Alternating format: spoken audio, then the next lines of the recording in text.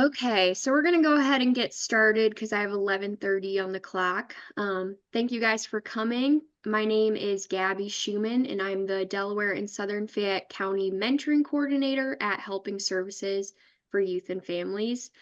We also have Leah Hemesath here. She's a prevention specialist, and she focuses on gambling, and she'll kind of introduce herself when she chimes in, but she'll just be giving us a few slides and talking through those. But before we start, I do want to include a trigger warning. Some of these images and topics we discuss may be difficult or triggering for some individuals. So if at any point you feel uncomfortable, please feel free to take a break, step away for your well-being. Some Zoom reminders. Please sign in using the chat box. So include your name and email address. So we just do this to keep attendance. This session is being recorded and we'll send out the video recording and PowerPoint in a few days. So again, if you want that, be sure to include your email. You're welcome to keep your camera on, but please mute yourself to limit any distractions. And then if you have any questions throughout the presentation, please feel free to put them in the chat and we'll go through those as we go. And then the last thing before we start is youth mentoring. So one of our mentoring program goals is to help guide youth away from risky behaviors. So we provide these trainings throughout the fiscal year to help educate on different prevention topics such as this one. And we also always encourage youth mentoring as a prevention strategy because every youth is at risk regardless of how they grow up. They're at risk of going down negative paths in the future. And studies show that positive adult influences can decrease the likelihood of this. So we encourage that. So if you'd like more details on our mentoring program, please visit our website at helpingservices.org/mentoring. So then just by a show of hands or typing in the chat box, I just want to see who all knew that Problem Gambling Awareness Month was declared in March.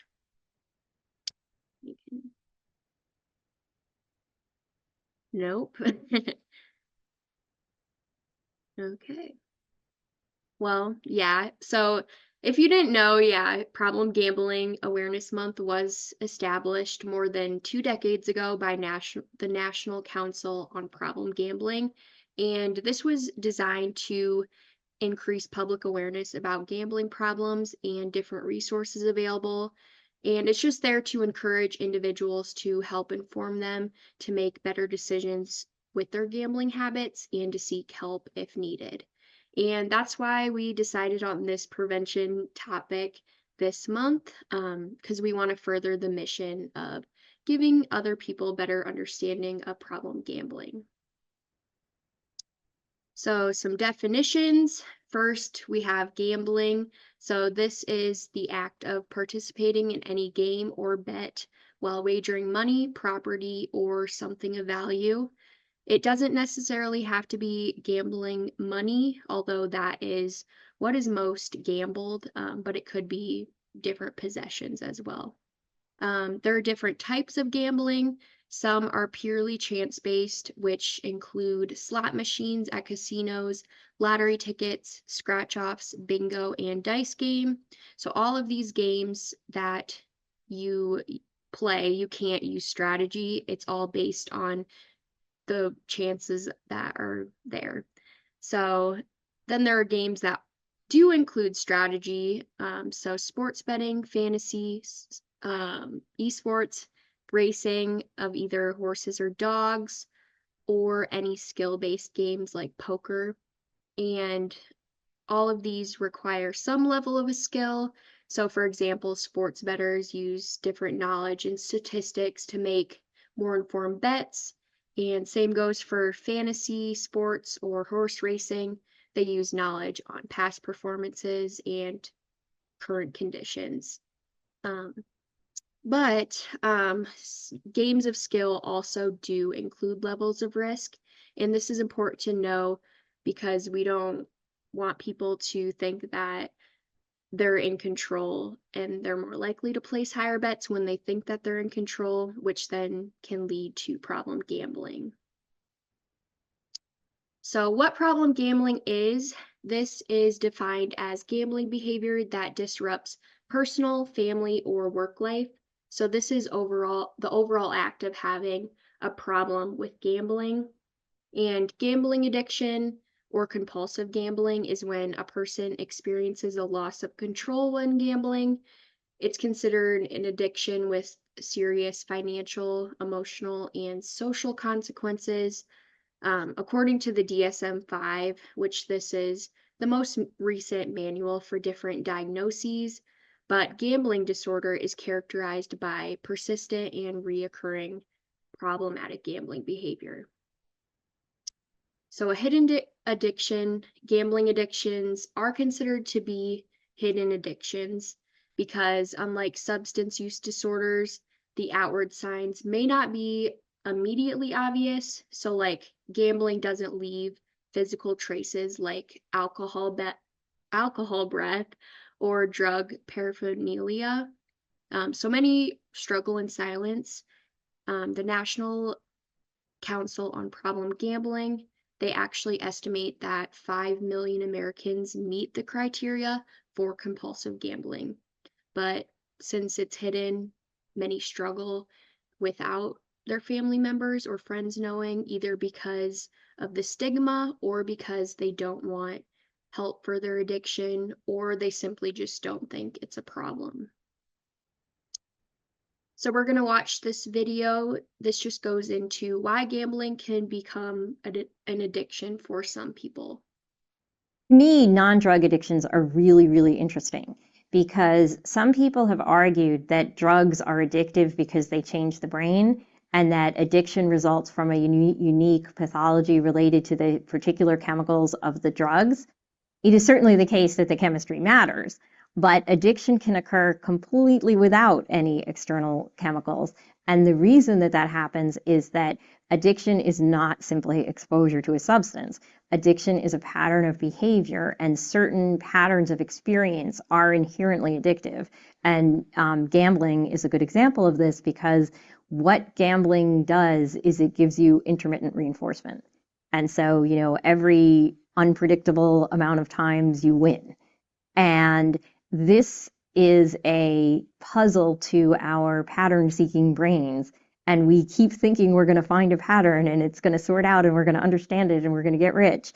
Or we find that sort of the constant immersion in these ideas of, that allow you to escape, well, I got to do this and I got to, is going to, soothe you and allow you to escape from your life and stuff like this.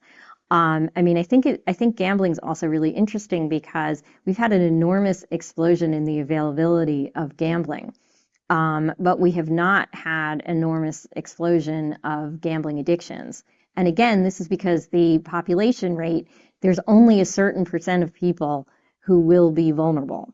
Now you can make more of those people by traumatizing them and taking away their economic ways of living, but you can't create them by providing more substances or more addictive opportunities.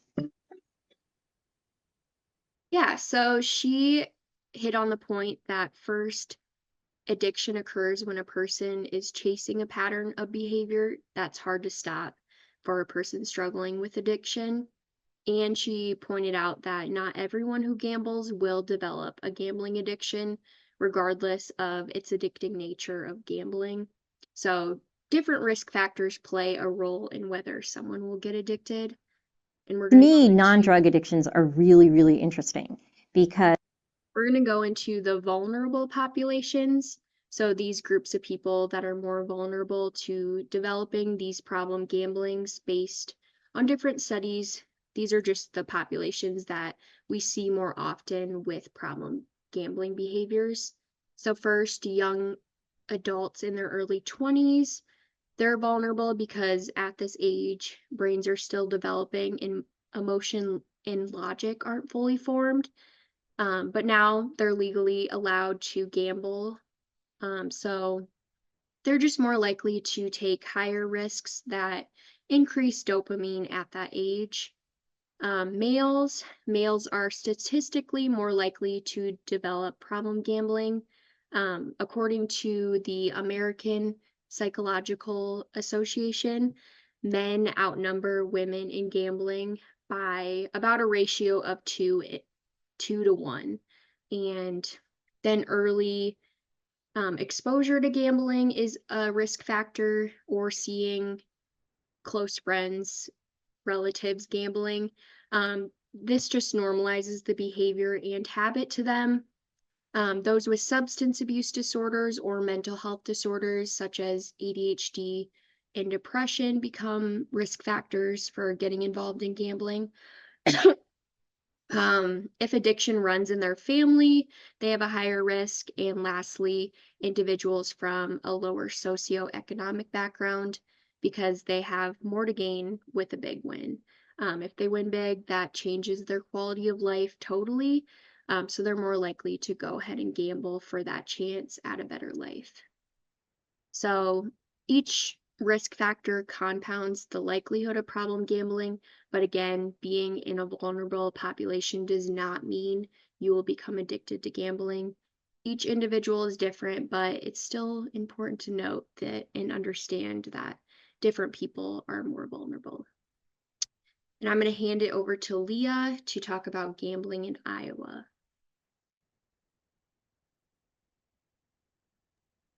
Okay.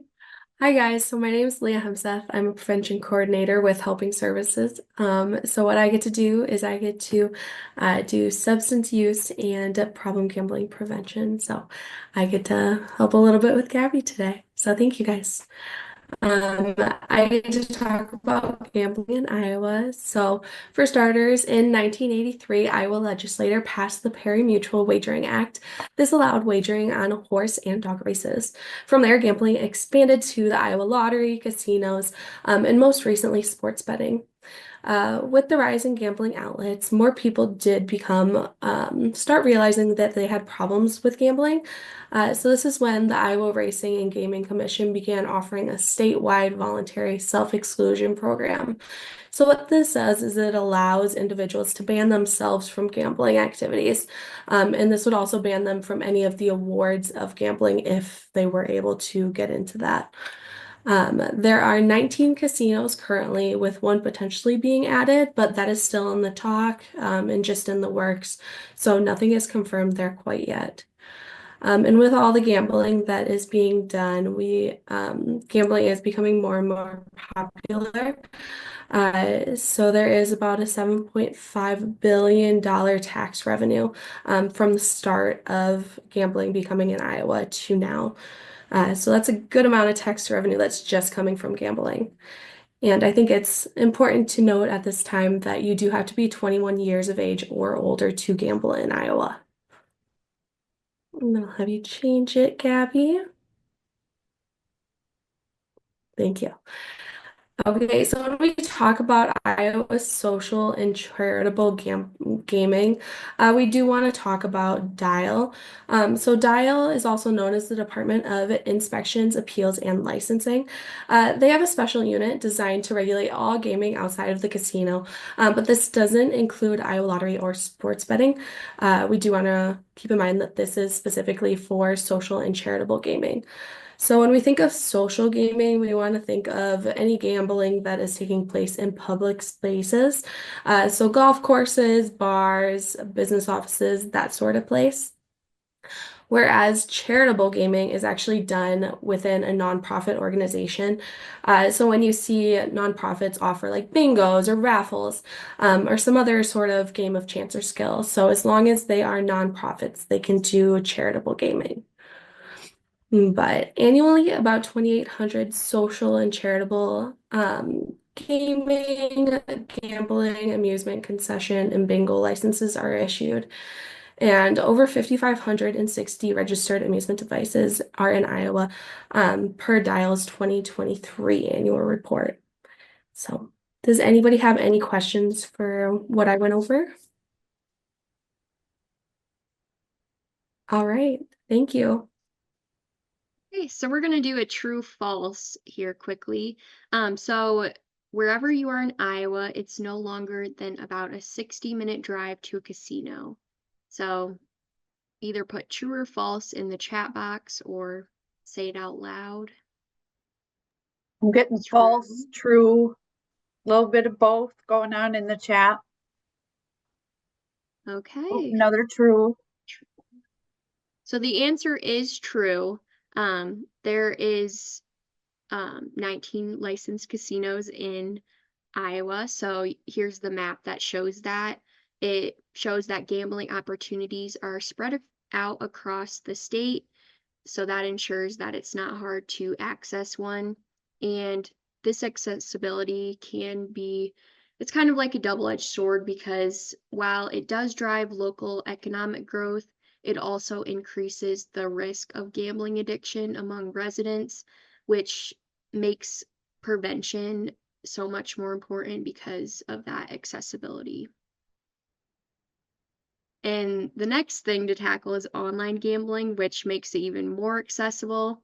This is a rapidly growing market that has become a vital part of gambling.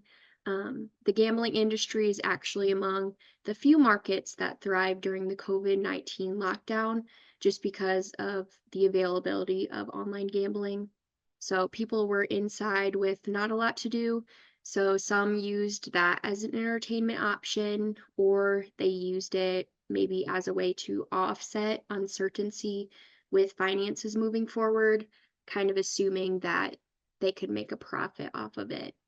But either way, online gambling is on par with land-based casinos because of that convenience and also the broad amount of opportunities that online gambling has to offer. But as we can see, online gambling, even after lockdown, the numbers continued to soar. So this table here shows online revenue in the past couple years, as well as the projection of online gambling in online casinos, sports betting, and online lotteries. And as you can see, there's a projected rise in each of these segments. So overall, experts forecast that online gambling will reach a little over $130 billion by 2027. So now the question becomes, what are reasons that people may turn to gambling, or what are possible motivations for people to gamble? So if you have some ideas, go ahead and share those.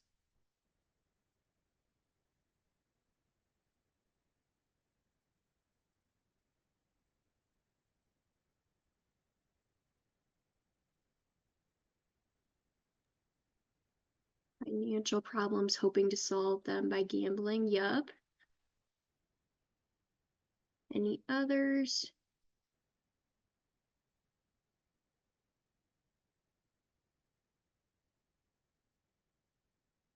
Fun, recreation, bored. Yup. Those are great answers. Okay. So we're going to just dive into the whys. So we'll look at it as the 4 E's of gambling. So first, entertainment. It can provide an engaging and fun experience for some people, especially when they're experiencing that boredom. Excitement. So this is the element of risk that creates a thrilling experience. There's always uncertainty when it comes to gambling, and that thrill of gambling, it's often referred to as the rush of gambling. Economic gain, so the possibility of winning money, that's a powerful way to get people in.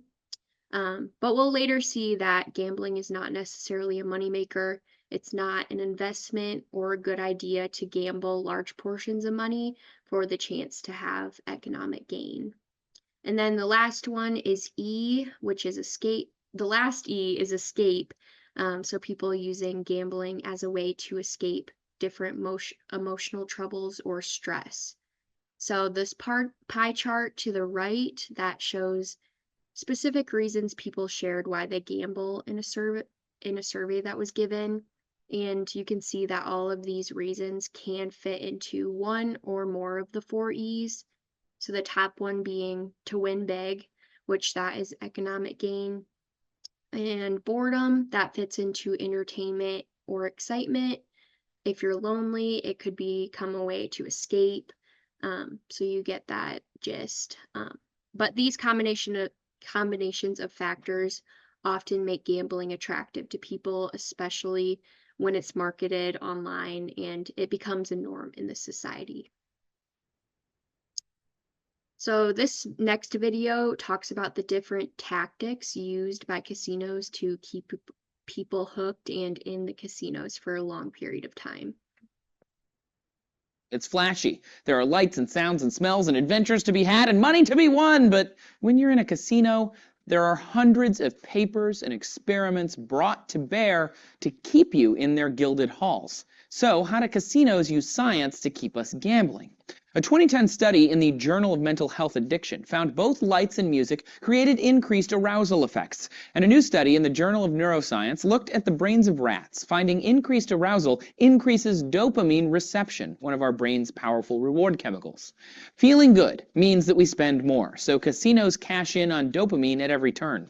Numerous studies say arousal means more gambling, and faster music paired with flashing lights makes people bet more quickly and spend more money. But that's not all. Marketers know the color red makes people more aroused too. And studies show red light makes people more gambly than blue light. Thus, casinos put red everywhere.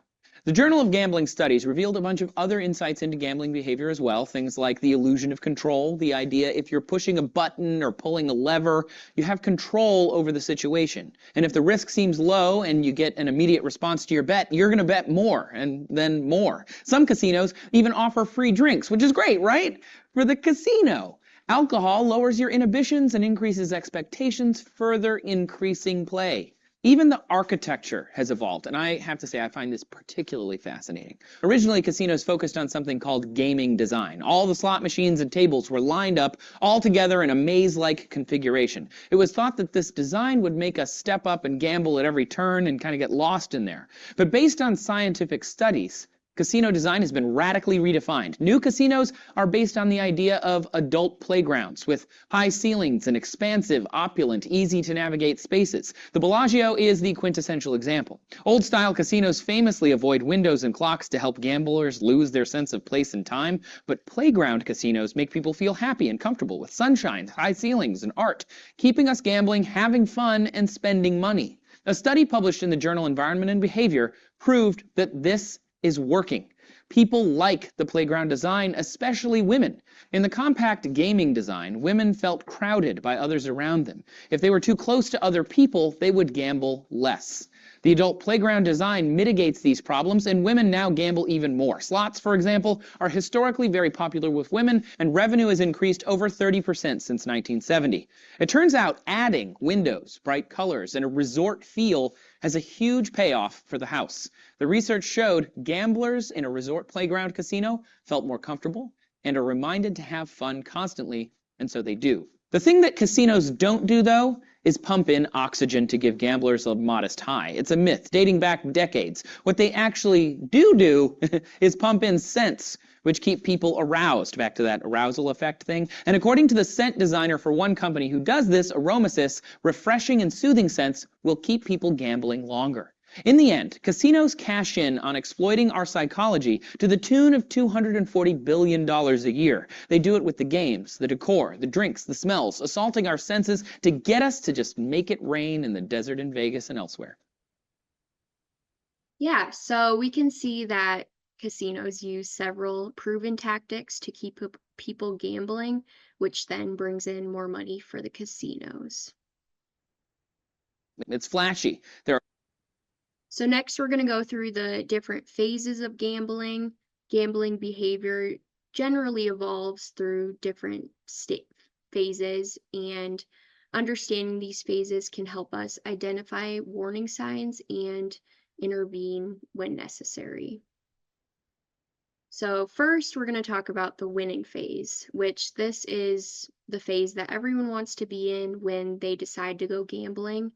And during this, a gambler may experience occasional or frequent large wins, and these wins often lead to a feeling of invincibility, which then encourages the gambler to bet larger amounts over time. And this reinforces the behavior as the brain's reward system is activated, and that releases dopamine and creates a positive emotional response to the win. However, this phase can then set the stage for risky behaviors as that excitement can override different rational decision makings, and then that leads to the losing phase. In this phase, this is when gamblers start to experience the inevitable losses that come with gambling. They're not always going to be on a winning streak. People will often try to counter those losses by then gambling even more, believing that a big win will eventually come to recoup those losses. And at this point, they may start to lie a little bit about their gambling behaviors, hide different losses. They may borrow or steal money or even take out loans to continue that habit. And then people normally believe that they can quit whenever they want to, but they don't always see a need to quit while they're still down. They want to get up before they quit. So before moving on to the last stage, I'm going to just show you what gambling does to the brain. So research has shown that gambling releases dopamine, which is what makes it addictive, and reported that gambling can lead to different neurochemical changes, meaning that over time, the individual requires more gambling activity to achieve the same level of pleasure, which is how it ends up to leading to addiction. So these two sets of images illustrate how the brain activity looks when you contemplate financial losses and then financial gains. So the blue area on the left shows the lack of dopamine that is released when we make decisions that will likely cause us to lose money. And then the orange areas at the right show the activation that occurs in the brain when we believe the odds are in our favor and believe that we'll win money by doing this activity. So we saw that in the first two phases that winning and losing are both a part of gambling behaviors, but losing is often what takes place, but you still believe that that win's going to come. So dopamine still floods your brain regardless of the losing streaks.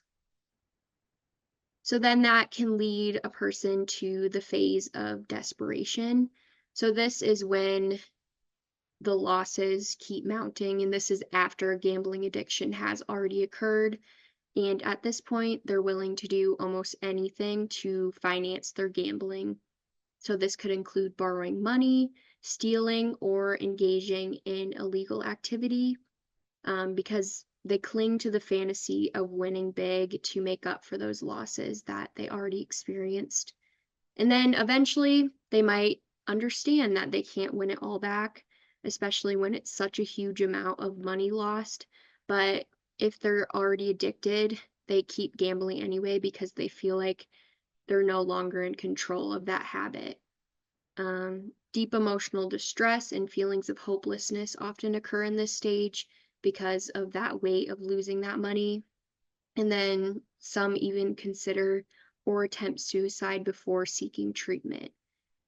So as we can see, this phase is definitely the most dangerous and the point that intervention is most critical.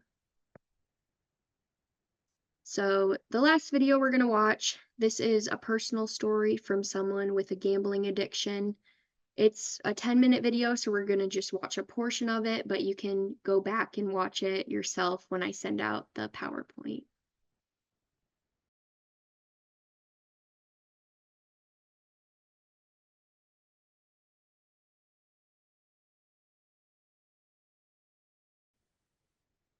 So that personal story, it kind of brings that issue to light, and at the same time, gambling does have a pretty high acceptance rate since lots of people just assume that they can't get addicted and it only happens to some people. But when you go into it, you're often not believing that an addiction could hit you. So this graph shows the acceptance rate of gambling. So it has become more normalized over time. So 59% of US adults find gambling to be completely acceptable for themselves and others to participate in, while only 12% consider it unacceptable for anyone.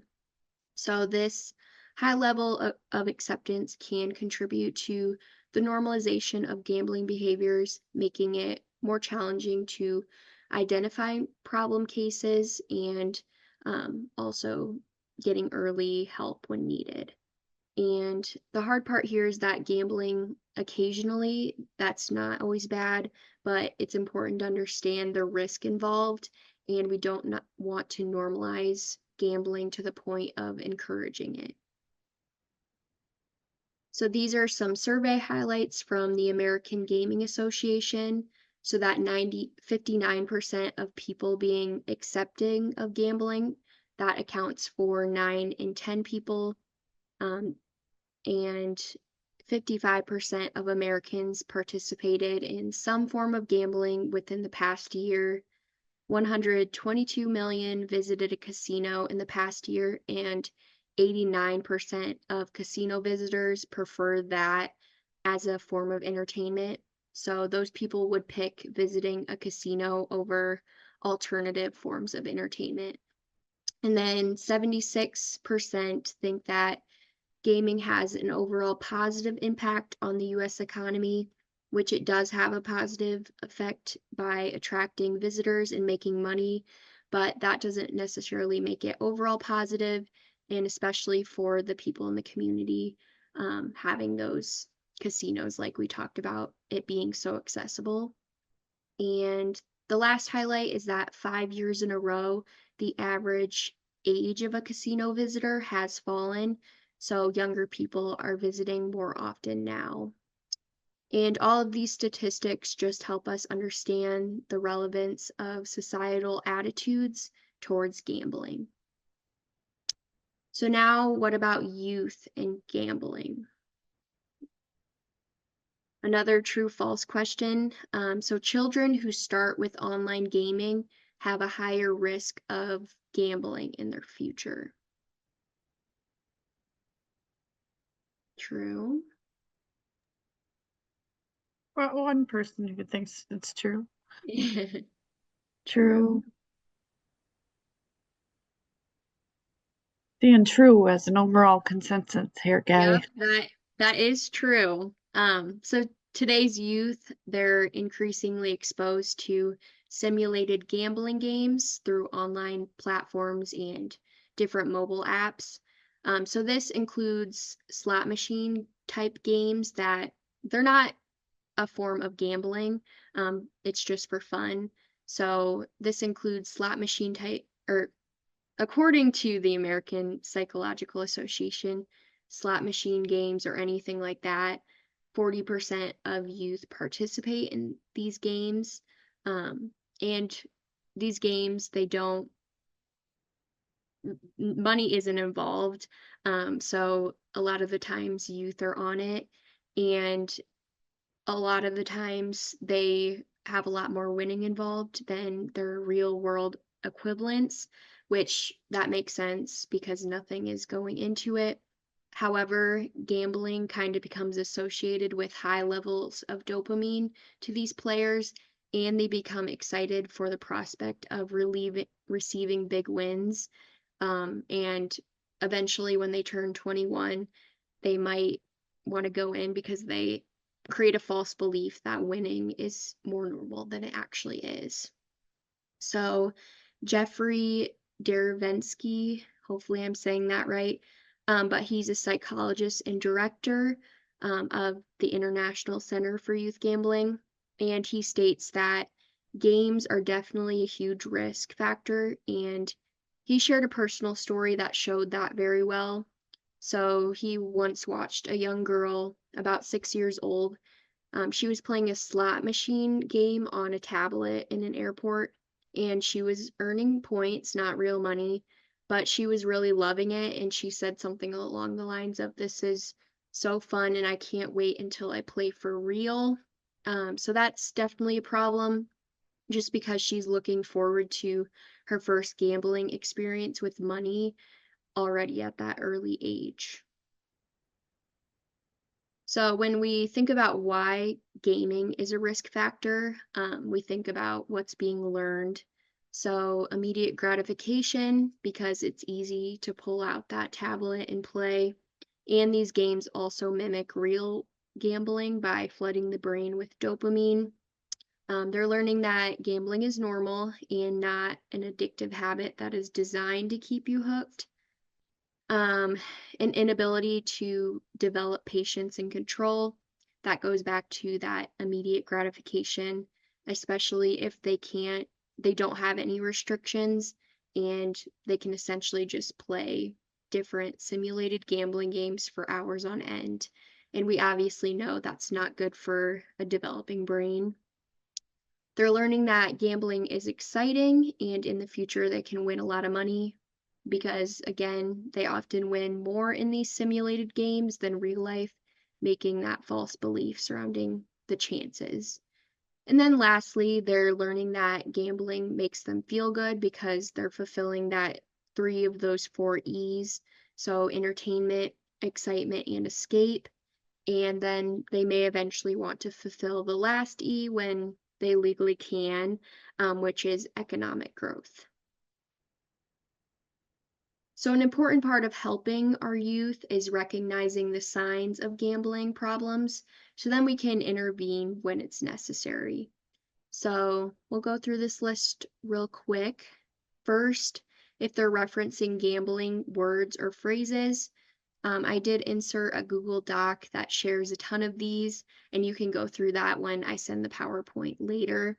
But some examples of this include bankroll, which this means the money you use to gamble with, or there's bet max, which that means the highest amount of money you can wager in a single spin or game. But if you hear these phrases or words and they're showing other signs of gambling addiction, then it could mean that they are diving into the gambling world. And then decreased school involvement. So this could be a result of several different factors. So it would be important to assess all the possibilities, but it's included as a sign of a teen struggling with gambling, either because they're staying up late at night, playing online, or they think about gambling in school, which then takes away their focus from studying. There could be multiple reasons there as well. If they're fixated on money or valuable belongings, this could be a sign because they may be thinking about gambling, and in their eyes, they want to make even more money or receive more valuables. Obsessive interest in money-making activities, so cryptocurrency, trading, or sports statistics for sports betting. If they're bragging about money or gambling, that's a good sign. Having false beliefs surrounding gambling, luck, or winning, so they can believe that gambling is a moneymaker, or they can believe that they have amazing luck, they're really good at gambling, etc. If you're a parent and you see unexpected charges to bank accounts, that could mean that they're using it for gambling purposes. And then lastly, if valuable items go missing or new ones appear, so they're either losing those items through gambling or gaining new items by either gambling, receiving the items directly, or using their gambling money to go out and purchase new items. So then the risks of problem gambling, those extend across several domains, not just finances that are at risk. So there are certainly financial consequences, including debt, loss of savings, and bankruptcy. And then those financial problems can then lead to legal issues, like we said before. But gambling may also have a toll on their emotions, and there can be development or worsening of mental health conditions, feelings of restlessness or irritability when they try to cut out the behavior that can often occur because of withdrawal, and then social impact. So relationships can be strained and the individual can isolate themselves when they're struggling for several different reasons, but especially when they combine that with mental health conditions, that can just worsen the problem as well.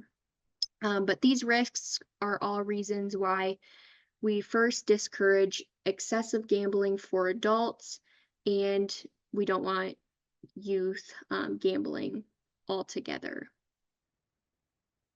So, knowing all of that, if you suspect someone is struggling with gambling addiction, there are things that we want to be aware of. So, first, we want to be aware of signs and symptoms that we just mentioned. We do this by educating ourselves and paying attention to our loved ones' actions. If you know an individual and notice some behavioral changes without any obvious reason, then we don't want to write it off. There is very often an underlying struggle going on there, and maybe it's gambling or it's something totally different, but we don't want to write it off. We want to understand how to connect people to help, so approaching the individual with empathy and without judgment, and we want to encourage them to seek professional help because they are trained to help out. Be aware of what kids are playing and how their habits are forming. And then some financial strategies for families, putting a limit on cards, removing cash, checks, or valuables from the home. You want to stop giving money when they ask. So when you have a child that you know is struggling, it would be advisable to give money to someone trusted. So if they're going on a trip, making sure not to give the kid the money, but instead giving it to the parent. So you know that the money is not likely being used for gambling purposes. And then restrict online access if necessary. Don't just let them play simulated games on their devices or have no restrictions at all. So overall, your support, it can make a difference. Even if they don't like what you're doing in that moment, you're still doing what's best for them by following these steps. So the road to recovery, it's definitely a journey and it involves different steps. So if you personally are struggling, these are different steps that you can take for yourself. So first, surrounding yourself with supportive individuals who can help monitor your behavior and keep you accountable. Avoid any temptations that you know yourself are triggering, so steer clear of those environments or online platforms. Financial control, so consider giving up control of your finances temporarily if you're struggling, just until you feel like you have it under control, but even then, still having that accountability. Look for alternative activities, so engaging in new fulfilling hobbies and social activities that can replace that void left that you might feel from gambling. And then again, seek professional help because they have the right support for you. So now we're going to go through different resources available because we want people to know that there is help available. First, Leah did talk about this a little bit, but the Iowa Voluntary Self-Exclusion Program. So this is a program that allows individuals to voluntarily ban themselves from different gambling venues for a specific period. They do have an option for a lifetime exclusion if you know that that's just going to be a problem that you're going to be struggling with. But this option, it's an important tool for those who recognize their problem and want to take a proactive step towards recovery. But it's also important to note that while this is so helpful, it's also important and effective when combined with counseling. So Leah's going to talk a little bit about Your Life Iowa. Yeah, so Your Life Iowa is another statewide resource that you can go to for help with a lot of things, but especially problem gambling. So they have their own resource line, so 1-800-BETS-OFF. You can call, you can text, you can visit their website, and just talk to somebody, because really what it takes is just putting out that initial I need help. And if you're there and you're able, then they can at least be that person for you. If you're not there yet, but you want to learn a little bit more about problem gambling, or they also have resources on other mental health issues, along with substance use or suicide. They're a really good reference and resource to go to for help with any of those things. So 1-800-BETS-OFF is great for gambling and other things like that. So thanks, guys. Then there's also some local treatment options. Both Northeast Iowa Behavioral Health and ASAC, they provide screening and counseling opportunities, and they can also get you set up with residential care if needed for recovery. And then ASAC also provides training webinars on the subject. So if you're looking for additional education opportunities, definitely visit ASAC. Oh, didn't mean to click on that. Oh, but those are the locations, so you can go in there and click that. But the next thing, we're going to have you fill out an evaluation, so you can either scan the QR code or use the link. I think the link will be in the chat.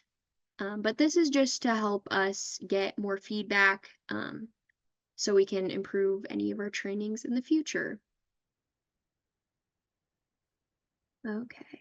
I'll also send out the evaluation in case you didn't receive it, or you can fill it out on your own time. But here are our linked sources if you want to go back and do some more reading for yourself. And then if you guys have any questions, feel free to ask them now, or you're free to go. But these are our contact informations if you ever want to reach out to us with any questions in the future. But yeah, thank you guys for coming. And we'll stay on if anyone has questions that they still want answered. Bye. Thanks, Gabby. Bye.